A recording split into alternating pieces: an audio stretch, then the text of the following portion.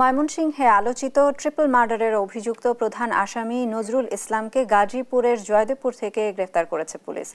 আরও জানাতে সরাসরি যুক্ত হচ্ছেন সহকর্মী ইলিয়াস আহমেদ। ইলিয়াস, সর্বশেষ পরিস্থিতি কি দেখতে পাচ্ছেন, সেখানকার বিস্তারিত নিয়ে আমাদের জানাবেন।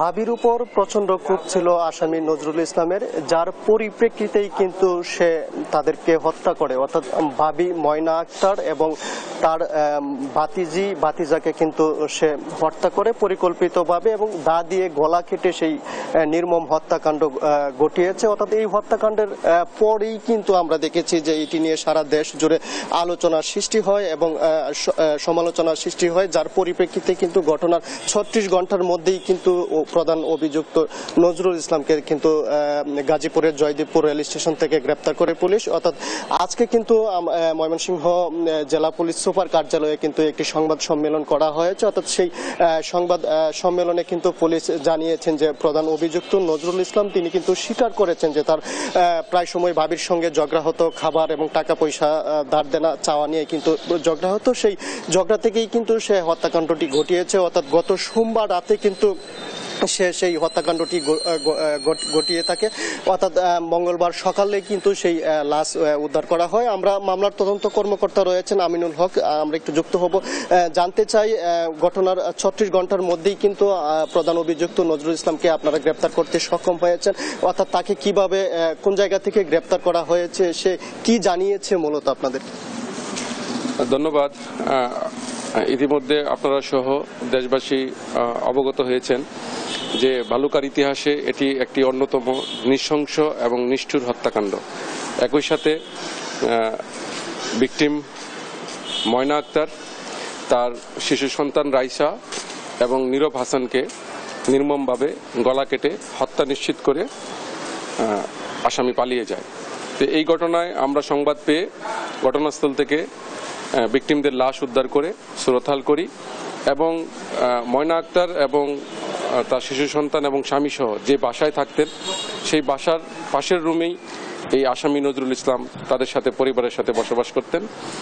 এই আসামি নজরুল ইসলাম পূর্বেও একটি হত্যাকাণ্ডের জয়দেবপুর থানার একটি মামলার আসামি ছিলেন এবং প্রায় 2 বছর জেল হাজতে ছিলেন। বিগত 2-2.5 মাস পূর্বে সে জেল হাজত থেকে জামিনে মুক্তি পায়। জামিনে মুক্তি পাওয়ার পর সে ভালুকায় তার ভাই ভাবি এবং শিশু সন্তানদের সাথে একই বাসায় বসবাস করে আসছিল।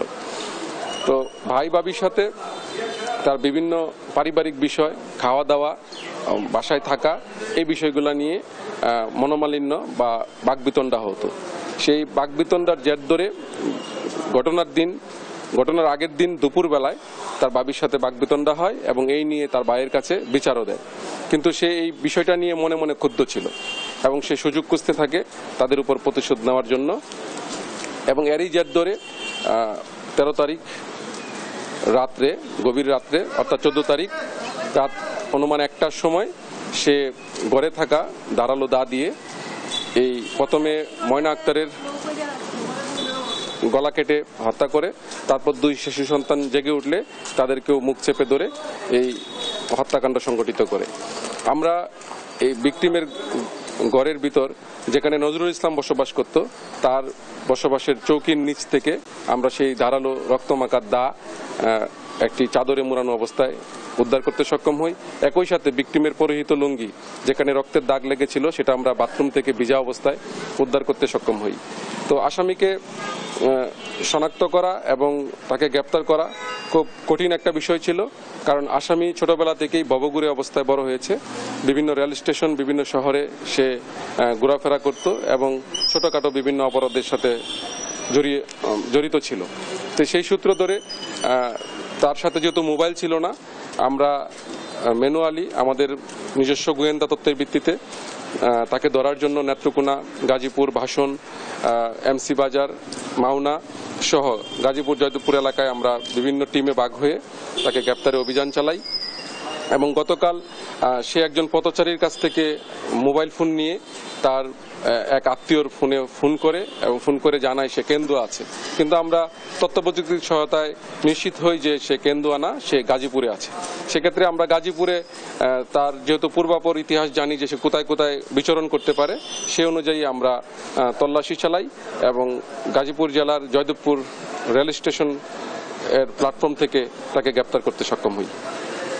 তিনি বলছিলেন যে এই হত্যাকাণ্ডটি যে ঘটিয়েছে, অর্থাৎ প্রধান অভিযুক্ত নজরুল ইসলামকে তার বড় ভাই 2.5 মাস আগে কিন্তু জেল থেকে 40,000 টাকা দেনা করে মুক্ত করেছিলেন। তিনি অপর একটি হত্যা মামলায় কিন্তু জেলে ছিলেন এবং তার ভাইকে কিন্তু এই জেল থেকে বের করার পরেই কিন্তু একসাথে বসবাস করতেন ভালুকায়, যার পরিপ্রেক্ষিতে কিন্তু তার ভাই রফিকুল ইসলামের স্ত্রী সন্তানদের কিন্তু তিনি নির্মমভাবে হত্যাকাণ্ড ঘটিয়েছেন। এটি কিন্তু একটি আলোচিত হত্যাকাণ্ড এবং এই বিষয়টি নিয়ে কিন্তু পুলিশ কর্মকর্তারা বলছেন কিন্তু সামাজিকভাবে মানুষকে কিন্তু সচেতন হতে হবে, সেই বিষয়টি কিন্তু তারা বলছিলেন। এই ছিল আমার কাছে ময়মনসিংহ থেকে সর্বশেষ।